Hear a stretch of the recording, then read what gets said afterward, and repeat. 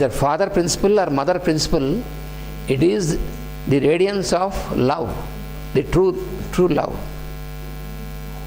So that is where we have to project. Very subtle. It is very subtle, but we have to practice. Then we have no problem. Actually, this is what we, when we study scriptures, this is the thing. When you are studying this music of the soul, you are studying this about the life of Krishna. There we see how he has so many wives and all these, and this is for a modern man, for the modern human being, it is a riddle. So therefore we have to read such books to understand this, because Bhagavata is given all this key of this. Once Narada is the great divine seer. He came down in his physical form into Dwaraka, the city where Krishna has built this city and all of them were staying. And in Dwaraka, yesterday I told you about this fellow Naraka, the Atlantean fellow, who has imprisoned all these virgin girls, 16,100 girls he has. And when he was killed, Krishna destroyed him, and he has liberated all these 16,100 of these girls, and all of them, they said, he told them, you are free, I have destroyed that fellow, you can go back to your families, to your parents and all this. Then these 16,100 girls, these young ladies, they said, now we have a social problem also, because when we go back to our kingdom, nobody will believe that, because since we are for a long time in his imprisonment, they will not believe if I say we are not molested by this wicked fellow. So, but we are still virgins, we are not, by the grace of the Lord, we were not molested by this fellow, touched by this fellow. But nobody can believe if we go back. We have our devotion towards you, so all of us, we want you to be our husband. That is what these ladies said. Then Krishna is a divine person, so he said, okay, I will accept you. And then he has taken all of them, and he married each one of them, and he made a house for dwelling, for living for each one of them. But that is okay. But how can he live with 16,100 women as a husband? This was a riddle. To open this riddle, Narada visited each house of each of these women he knows, but to show to the world. So he went to the first lady, and Krishna was there at this house, and he asked this woman, how is your life? She said, very, very good, my husband is always with me. If it is true, then what about other women? So he went to other house, and there also Krishna is there. And he asked the same question to all the 16,100 women. Each woman was thinking that her husband Krishna was with her only. So this is the mystery of Krishna. The truth is that the truth which is there, which is not known to normal people, which is given in Bhagavata and also in this, is that he has not only this physical body, but he has a body of light, and he is very mystic. So whoever approaches him, if somebody approaches him on the physical level, he will feel the physical presence and physical touch, but it is not physical. He is giving. It is called aprakruta. There are two types of bodies Lord Krishna has. One is the normal physical body.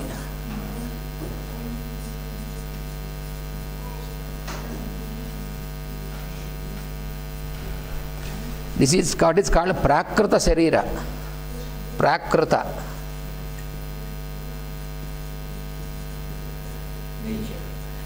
Yes, the body which is under the influence of Prakriti, nature. He has other body also, which is called aprakrita.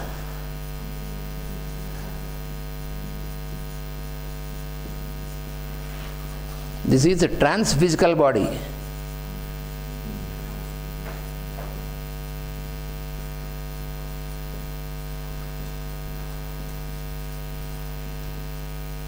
So all those who want to have the physical nearness with him, he gives his presence with this trans-physical body, but they feel physical. So he is never touched by all these things. Only he responds to what the others wanted from him. That is very difficult to understand with the normal human mind. If you think only in human terms, you cannot understand this.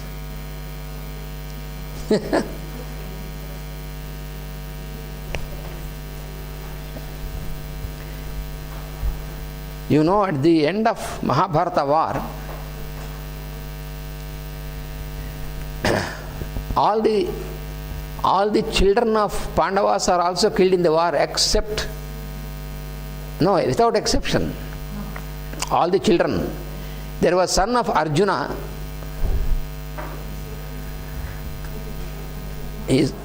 Abhimanyu. His name was Abhimanyu, a very great warrior.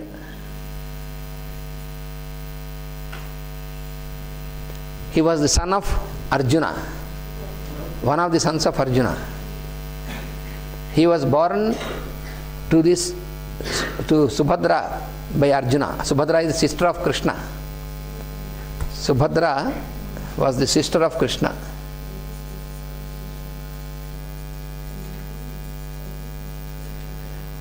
So this Abhimanyu was born to Subhadra, the sister of Krishna. Abhimanyu, the son of Arjuna.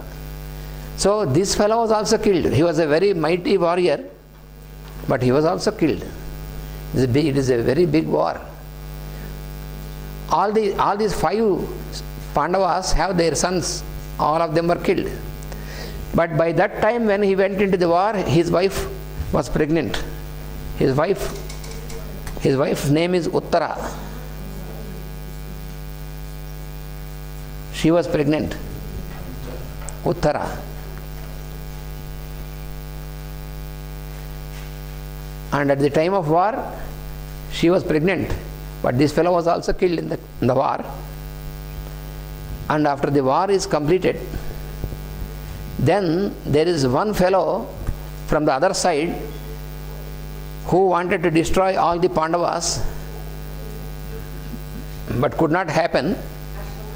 Ashwathama. His name was Ashwathama. He was on the other side.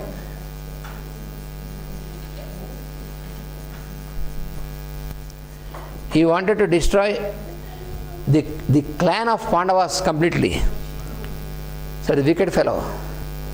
So he used his power, his tantric power, and he directed one of his powers to destroy the fetus in the womb of Uttara also, so that Pandavas will have no clan at all.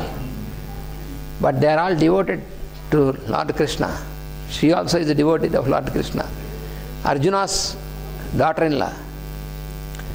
So Krishna knows this. So he protected her womb from this effect, and therefore this could not be destroyed by this fellow. So then she delivered a male baby, a son, who was very famous. He is called Parikshit, who became the next ruler after Pandavas. Parikshit. But when he was born, he was not moving because of the effect of this astra, because he has sent very powerful.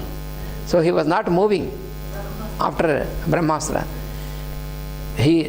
Brahmastra was neutralized, but still, because of this astra's effect, the baby was not moving. And so the Pandavas are a bit sad what to do now. Then the Rishis said, a person who is a celibate for the whole life, if he touches the baby, then the baby will survive. A celibate for the whole life, if such a person touches this baby, then the baby will come to life. That is what.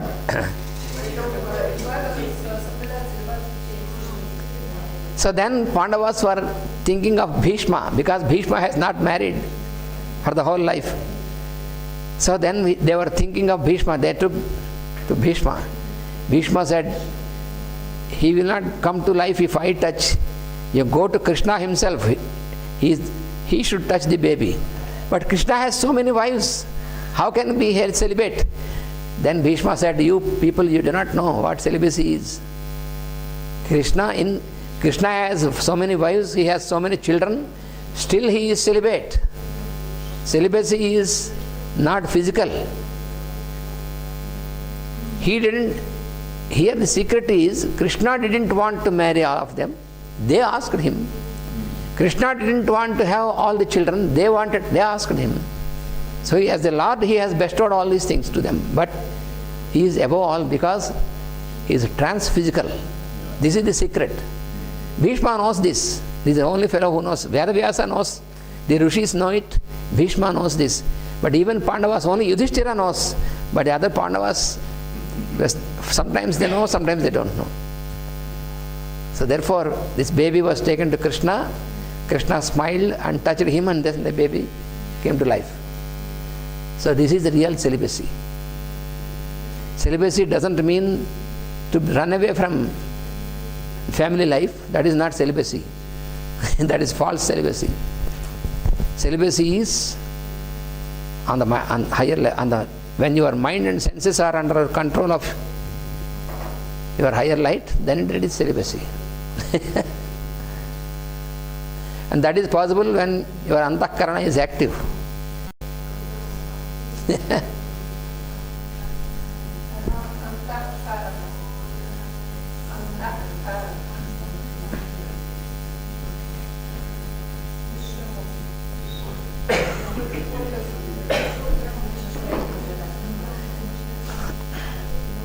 These are the very subtle, deeper things that are very clearly given in Mahabhagavata about Lord Krishna's life. Those who won't go into these deeper things, they will think otherwise. Because if you think only in terms of physical level, you cannot understand this. If we think in terms of our physical life, you can never understand this. That is why even the scholars are also confused.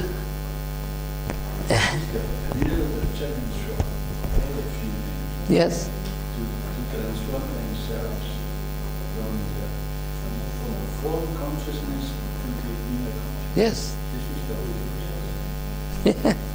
If you see the form and you get to know it is an expression. An expression. Yes. Our form is only an expression of the higher principle. This we should always remember. This is exactly this initiation of whole humanity. Yes.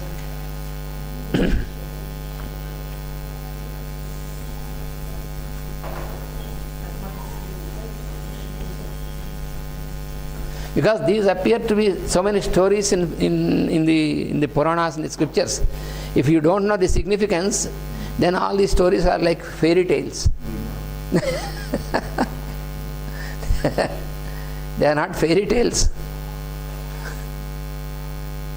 So Triambaka is, so that is the now you know what is Triambaka.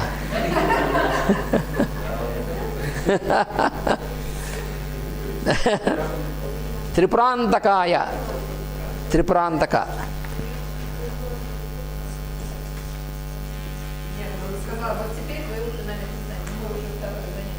Tripura Antaka.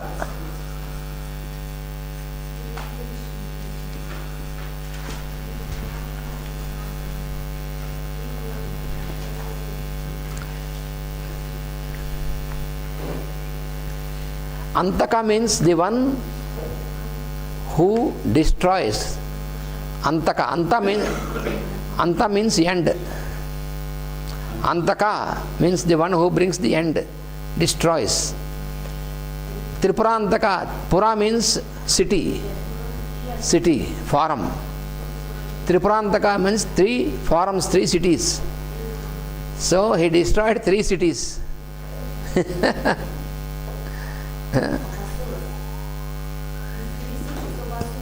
Yes.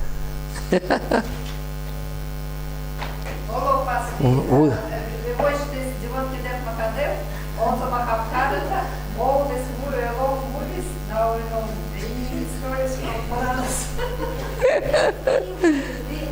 And it is very useful. Yes. Yes.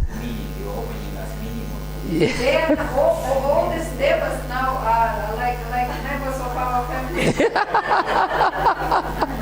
We know all the secrets, all the skeletons in the scarves.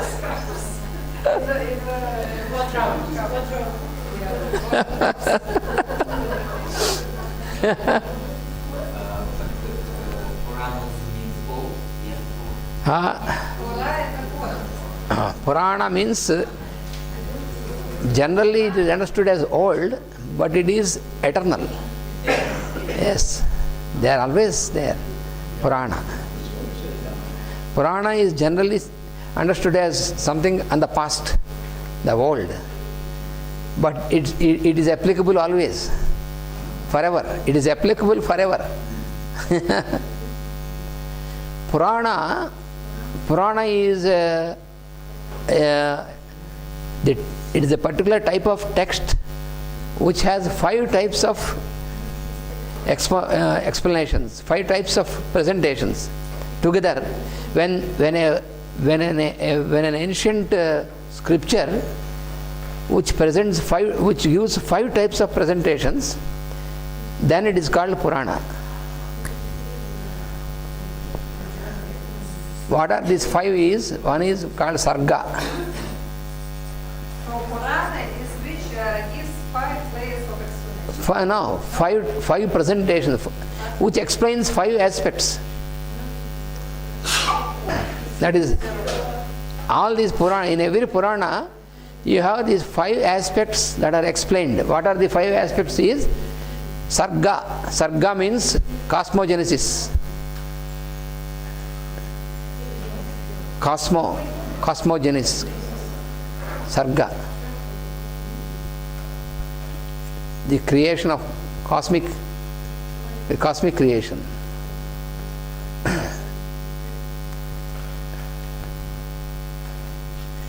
And then Pratisarga.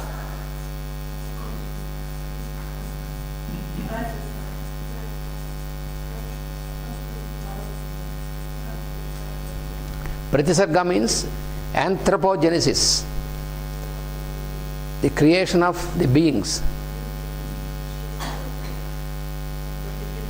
First is Sarga, that is cosmogenesis, the creation of the cosmic beings.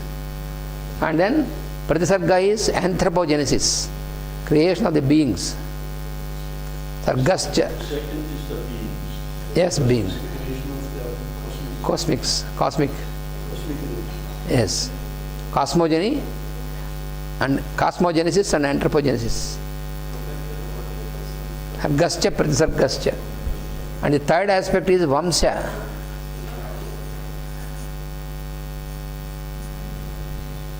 Vamsha. Vamsha means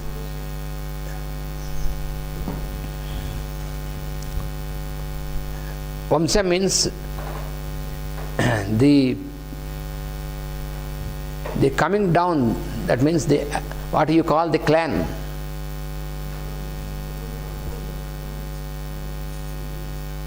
The descent.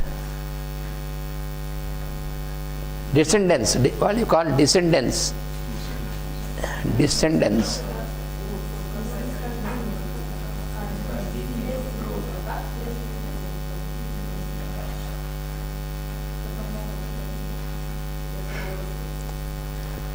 Mainly there are two types of descendants. One is solar and one is lunar.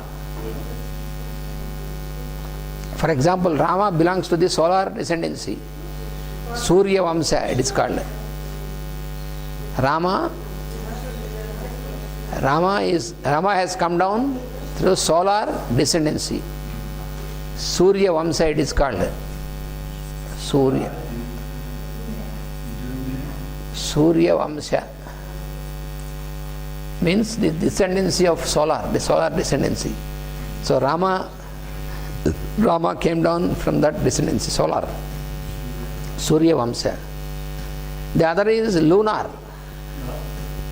So that is called Chandra Vamsa. Chandra is moon. Chandra Vamsa.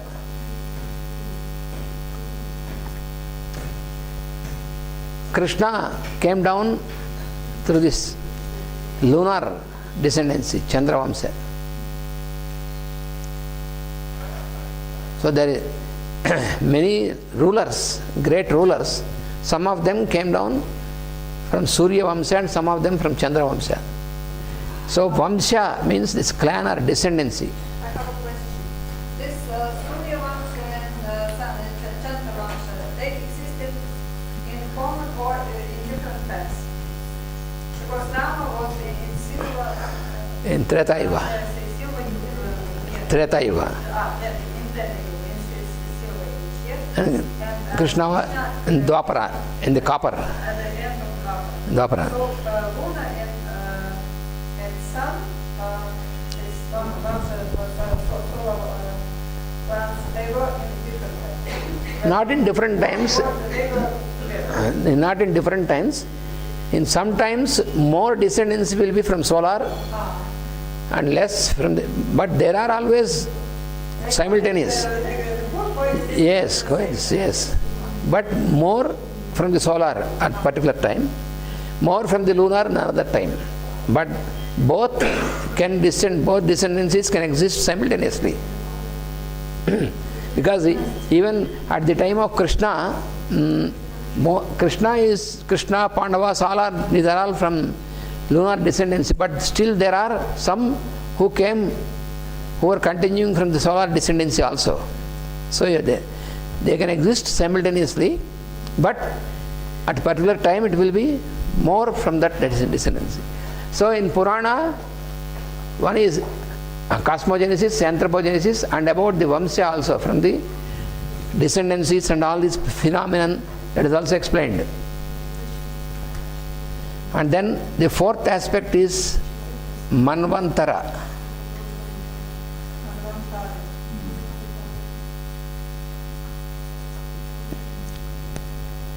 Manvantara means the time, the period of time which is governed by the Manus. There are 14 Manus. And the time period that is governed by each Manu is called a Manvantara. It is called a Manvantara. Manvantara is the time period which is governed by a particular Manu. At the present we are in the Vaivaswat Manvantara. In the present Manvantara in which we are now, it is called Vaivaswata Manvantara.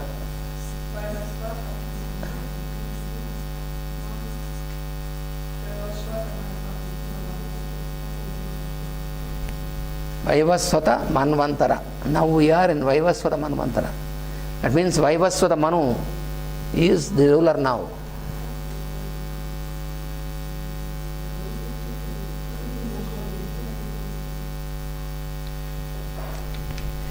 You can know about this from the books of Blavatsky and Alice Bailey. Because these are all given in Puranas, in scriptures. If you read Blavatsky books and Alice Bailey.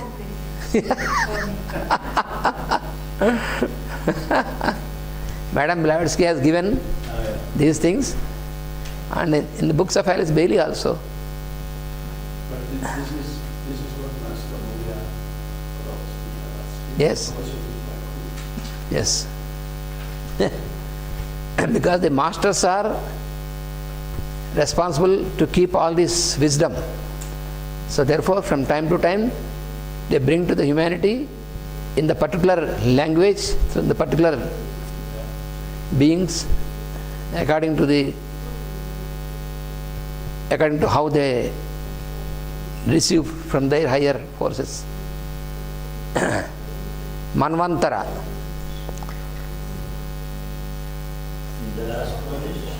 And the last one, the fifth one is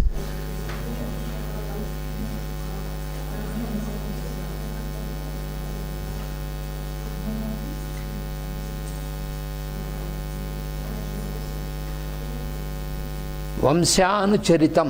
Vamsha Anucharitam. Ananta Krishna, there is a question from Rona, I don't know.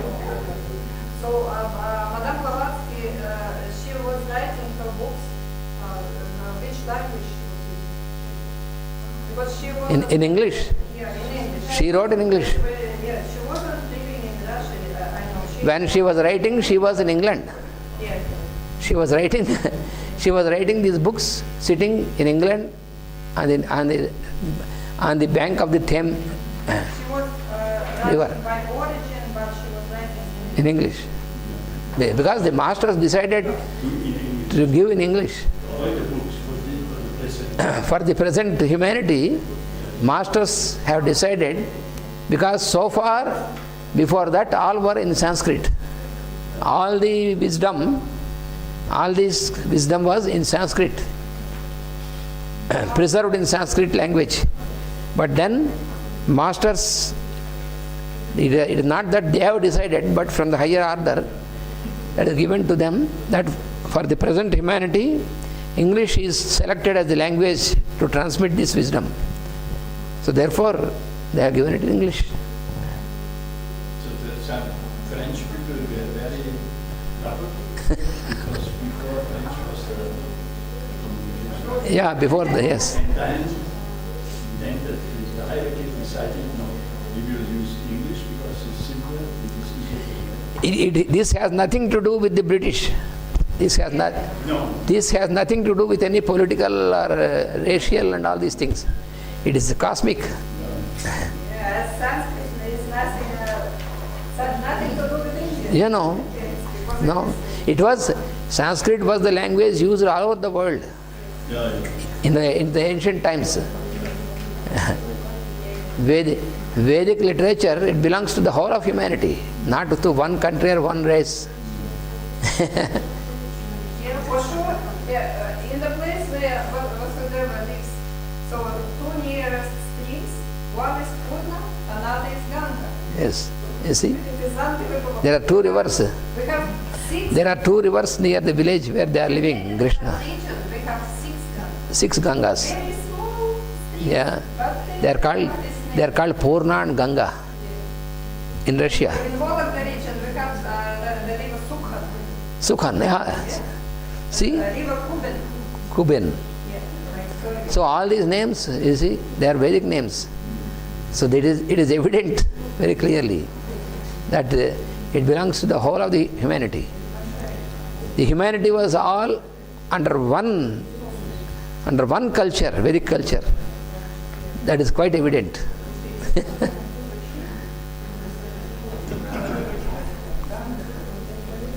So therefore, these five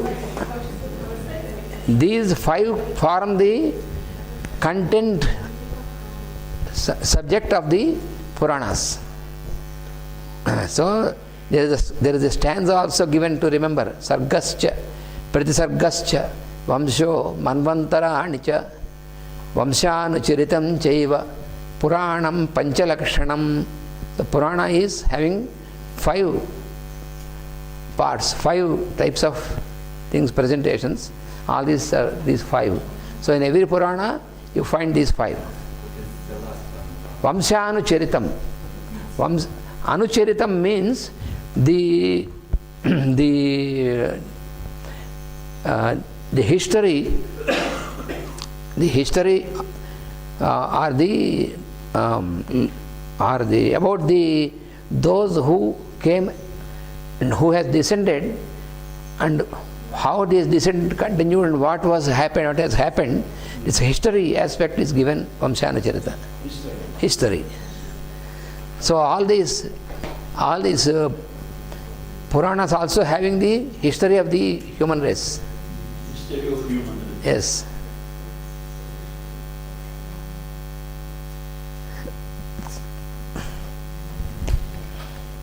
So the history which is taught now in the present is not the true history. It is all built up history. In every nation it is like that.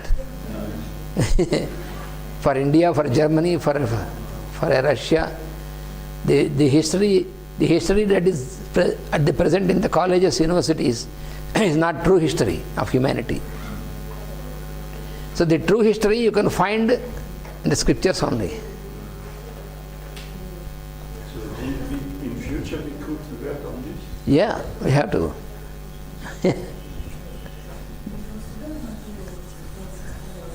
Because this is very essential for that the people understand better each other. Yes. This is then the enemy idea will disappear. And this will be a very hard work for the dark forces. If all the people know this wisdom, then they will be united. And then for them it is not connected. Yes. Vasudeva.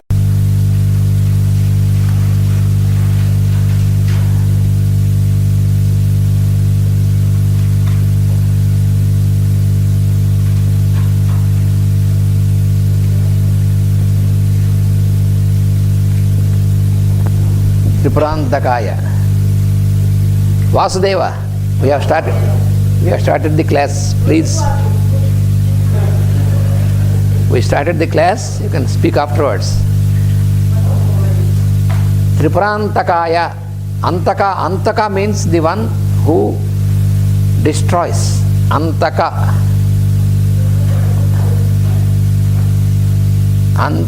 means the one who destroys.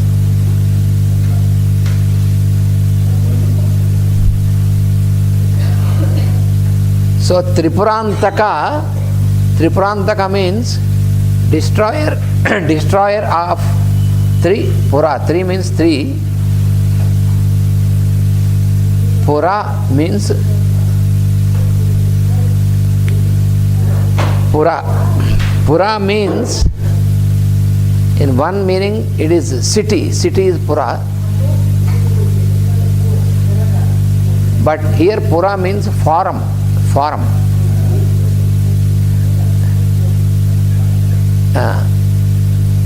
Tripura Antakaya. Tripura Antaka. Tripura. What are these 3 forms? We have our grosser body, physical body, which is called Sthula Sarira. Sthula.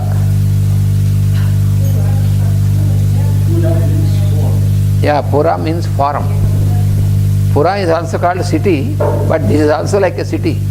Our body is called the city of 9 gates, symbolically. Sthula Sarira. Sarira means body. Sthula means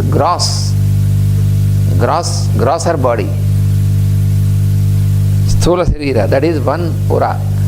One of the, we have three forms, we are in three forms. Form aspect, our so Tripura, first is grossest, is Sthula Sarira, material body. Gross. Gross.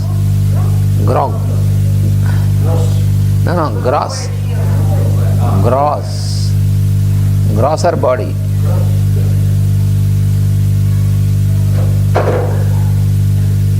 And then we have subtler plane, the subtle.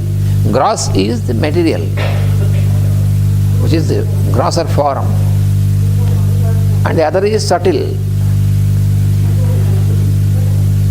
Grosser means physical body. Sthula Sarira is the physical body. So this is one pura. And then there are two other bodies.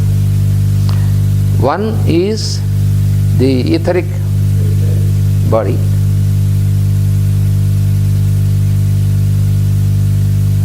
And that is called Sukshma Sarira. Sukshma.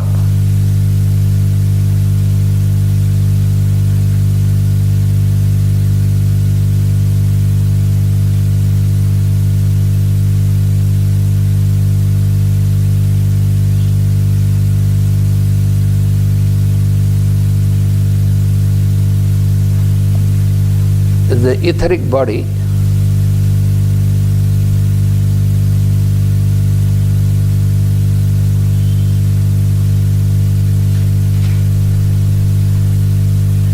And the third one is called Linga Sarira.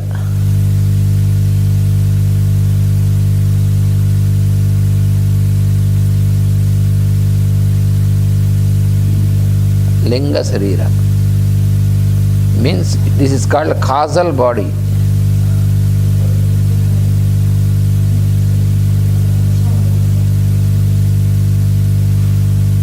Causal. These three are called the three puras, three bodies or three forms.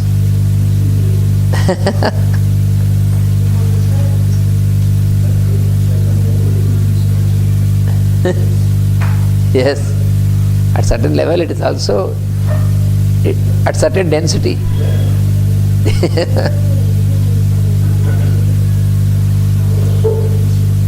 So the soul is beyond this. The soul takes up the three bodies. Soul is beyond this. No. It is trans-etheric.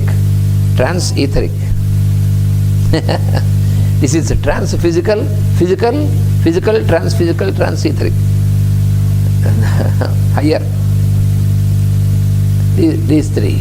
So, this here Rudra is called Tripurantaka because there is a allegory that there are certain demons, fellows, who built 3 cities. These are the three cities, and then they felt that because they have built their cities, they felt themselves mighty and they felt as if they can do whatever they want in the creation.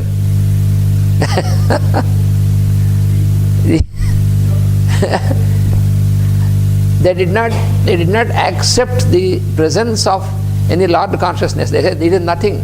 We are mighty. There is nobody like a Lord of the universe or nothing.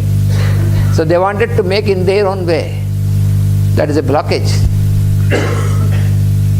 Because if you do not go according to the cosmic law, if you do not accept the cosmic law, then what happens? The cosmic force will destroy you. You will be destroyed. If you go against the law, you are destroyed. It is not that the cosmic law destroys you, but you get destroyed when you go against this. So here Rudra, the Lord of vibration, is Tripura Antaka.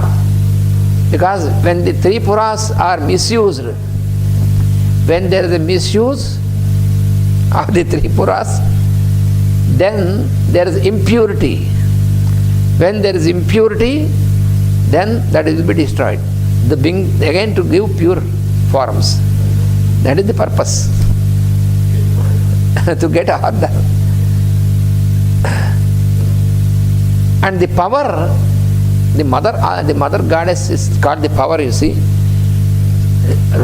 Shiva has his power. Shiva is the chief of Rudra. Shiva, Shakti. Shakti is the power. So this Shakti, the power, because she is the life force. So when all these three puras, these three bodies are kept pure in purity, then she, because she is the working force, she is the force. So then she is called Tripura Sundari.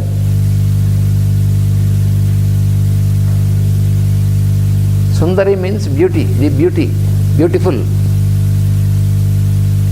In Sanskrit, Saundarya means beauty.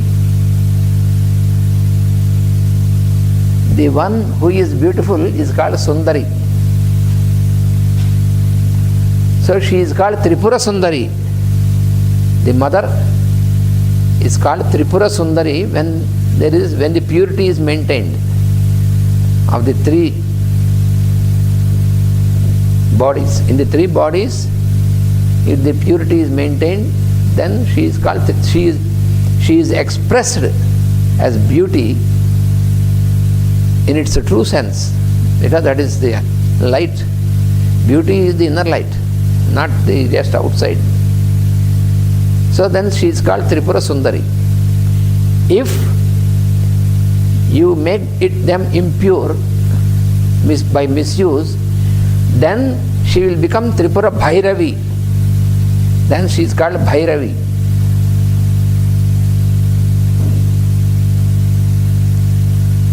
Tripura Bhairavi. Bhairavi means the frightening force. Bhairavi means the frightening force.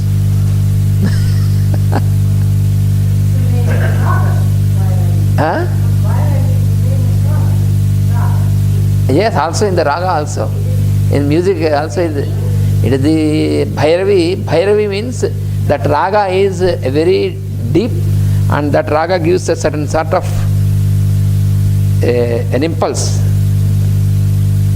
So for purification, it's that. Bhairavi means, actually Bhairavi means the one who, frightening means here, suppose the child is doing something very dangerous, then the mother is frightening the child. See, the mother, what? You are all mothers, you know. When the child is going to, suppose the child is holding a knife, the child doesn't know. So will you leave it or not? So it's frightening. So this frightening is also the trait of the mother.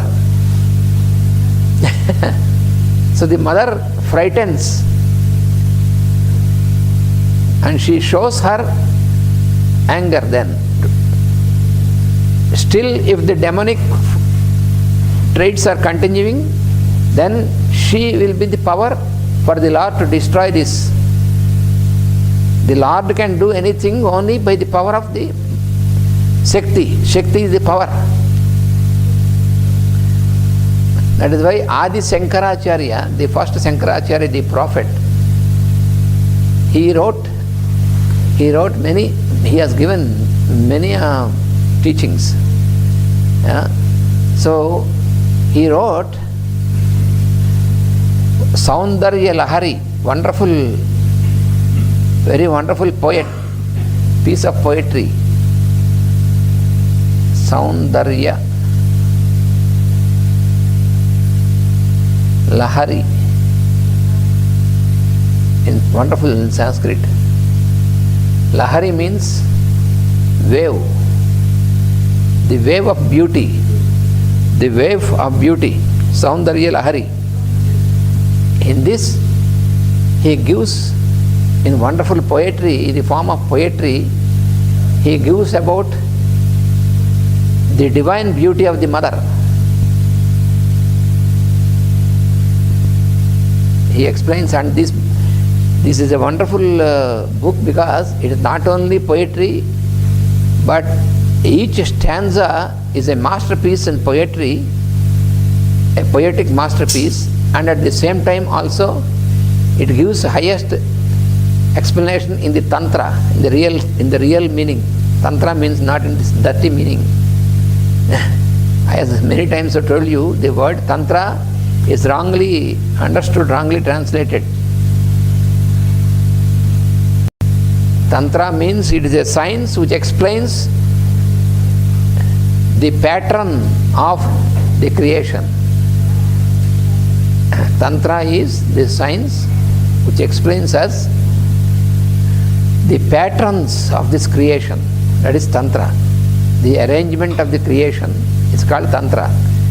So that is a science, that is a branch of the Vedic science only. But unfortunately, this is wrongly translated, especially in the West, with sex. This has nothing to do with that. This is very awful.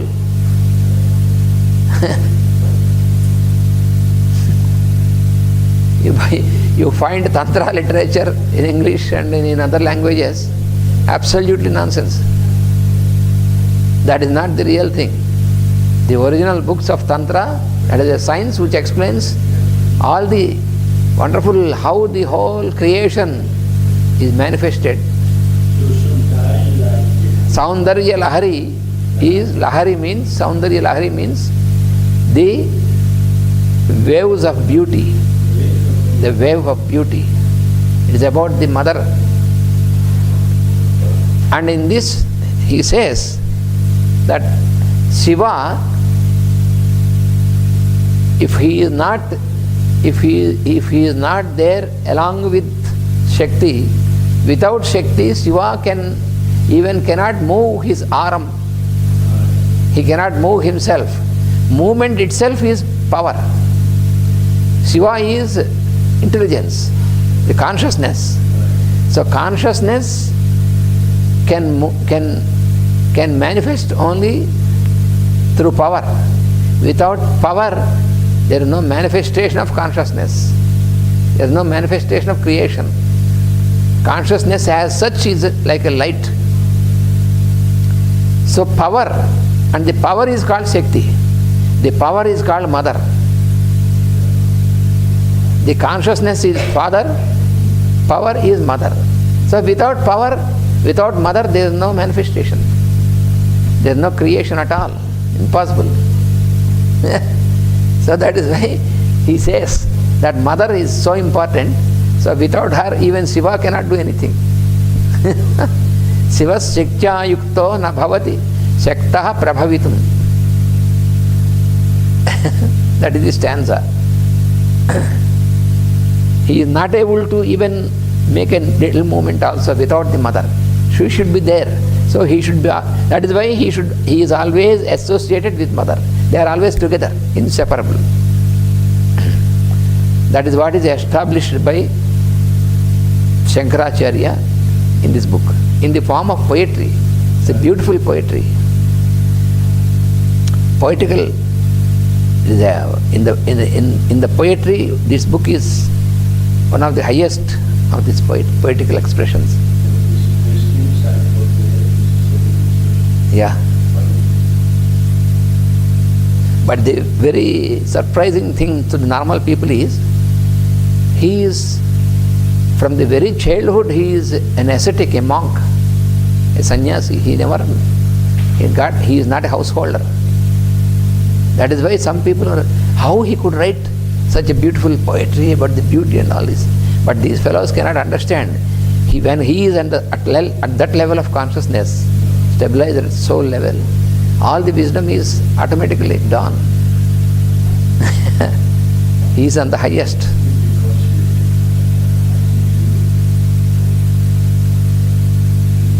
Yeah. Because he is specially incarnated.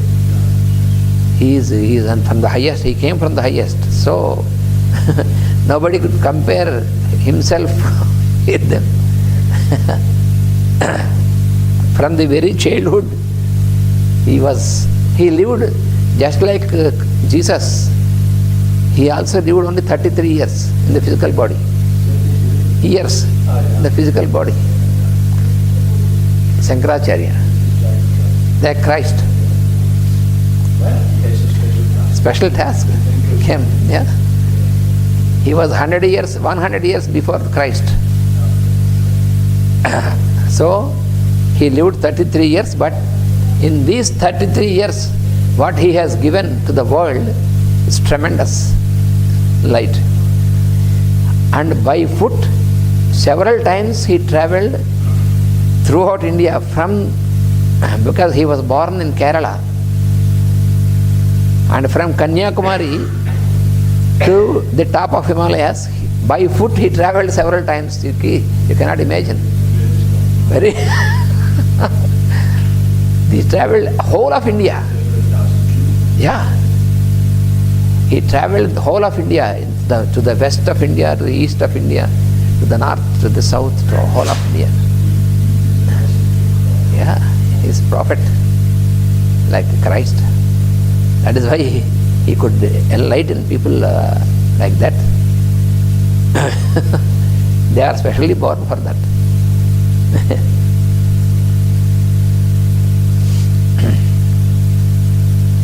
That is, he was born on the Vaishak, in the month of Vaishak, on the fifth phase of Vaishak. And Ramanujacharya, who came 1000 years later, Ramanuja, this is Shankara. His name is Shankara, Shankaracharya. Shankara.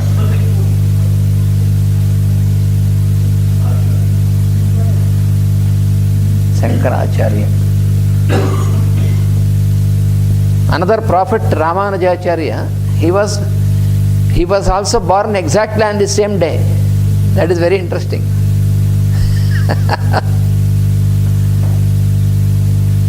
Ramanujacharya is another prophet. He is Shankaracharya, another is Ramanujacharya.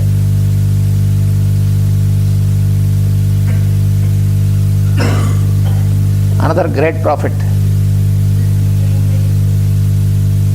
Same day but after 1000 years. Huh? Shankara is 100 years before Christ. Ramanuja is 1000 years after Shankara, in the 10th century. After 1000 years. Yes, 1000 years ago from now. But he was also born exactly on the same day, 5th phase of Vaishak.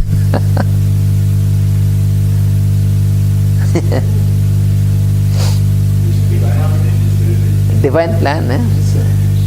It is a divine plan. Vaishak. Generally, it will be in the month of May. In the lunar calendar, it is on Vaishak, month of Vaishak, on the 5th phase of the moon. It's called Panchami.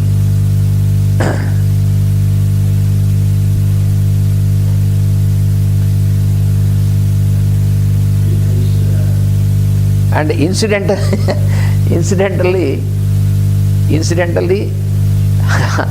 my birthday also the same. Vaishak. So your birthday is 5th of May? 10th of May as date, but on that same phase, moon phase, Vaishak. On the Vaishak 5th, yes, 5th lunar, same lunar day. But we cannot compare with those.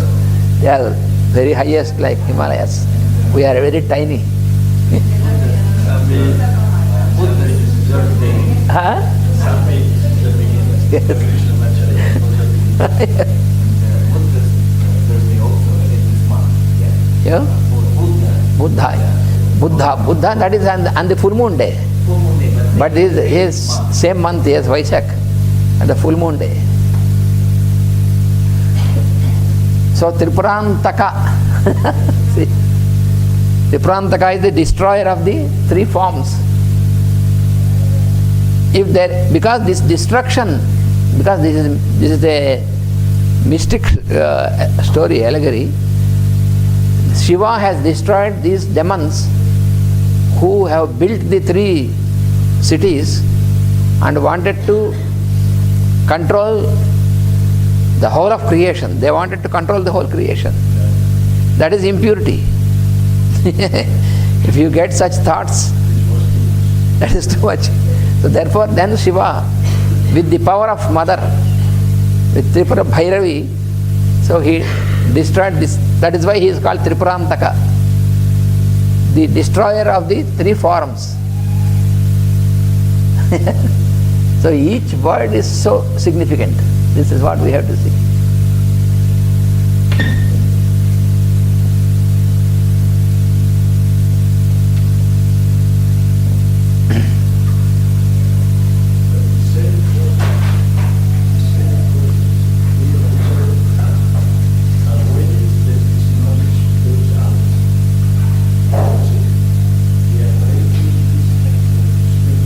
Oh yes, they want to block. Yes. Yes. Yes. Yes. Yes. He's still talking. Yeah, yeah. You should try in the university where you teach. Yes. That is why Master intended to make this university, to give such teach, to spread this to many people. But this is was already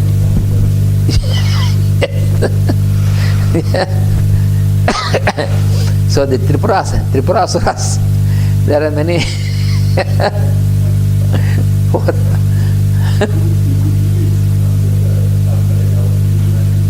Yes.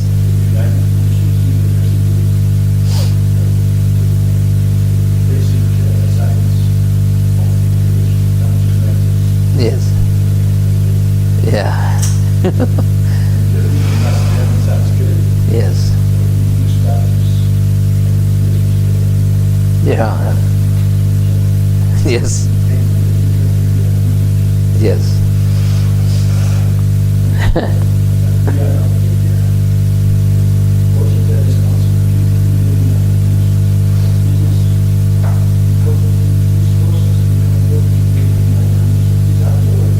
Yes.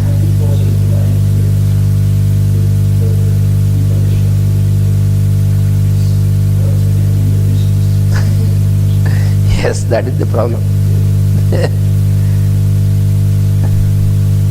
The demonic forces, they are very strong. The Atlantean forces. They use all the technology to control everybody. Only to control.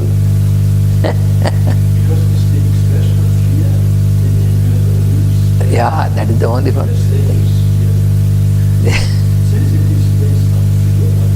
Yes. Definitely they will lose. It is only a matter of time.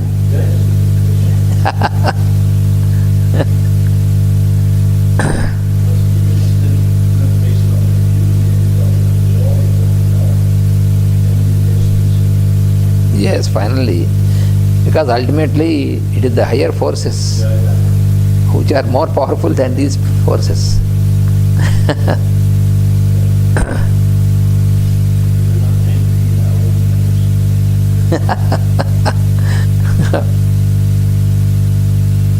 and